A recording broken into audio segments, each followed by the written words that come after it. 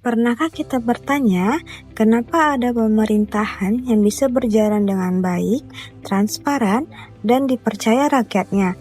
Sementara ada juga yang terjebak pada masalah korupsi birokrasi berbelit dan rendahnya pelayanan publik.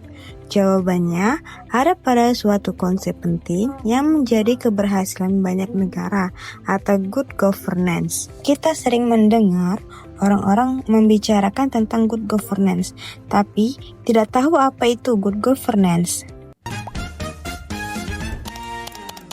Saya Ning 221112 dari kelas 7A reguler 6 semester 7 dengan jurusan administrasi publik. Kita akan membahas tentang good governance. Sebelumnya, kita akan membedakan terlebih dahulu antara government dan governance. Kalau government itu pemerintah, sedangkan kalau governance itu pemerintahan. Kalau pemerintah ialah lembaga atau badan yang memiliki kekuasaan tertinggi untuk memerintah, sedangkan pemerintahan adalah cara atau proses dalam memerintah tersebut. Singkatnya, pemerintah adalah pelakunya dan sementara pemerintahan adalah perbuatannya.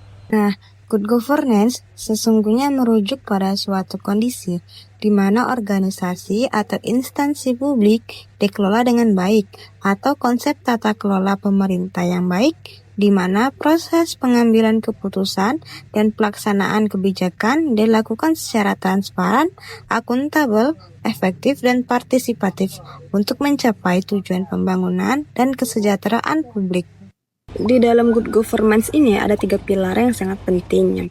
Yang pertama, pemerintah bertanggung jawab untuk menyelenggarakan pelayanan publik yang berkualitas, menciptakan iklim politik dan hukum yang kondusif, serta membuat kebijakan yang transparan. Yang kedua, ada swasta, berperan dalam pembangunan melalui penciptaan lapangan kerja, perputaran ekonomi yang sehat, dan kontribusi dalam pengelolaan sumber daya. Dan yang ketiga, ada masyarakat sipil, berfungsi sebagai kontrol sosial, mendorong interaksi sosial, ekonomi, politik, serta meningkatkan partisipasi masyarakat luas dalam proses pengambilan keputusan.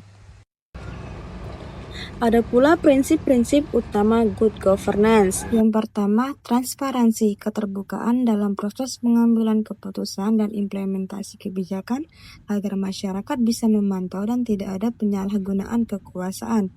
Yang kedua, akuntabilitas, pertanggungjawaban pemerintah atas tindakan yang diambil.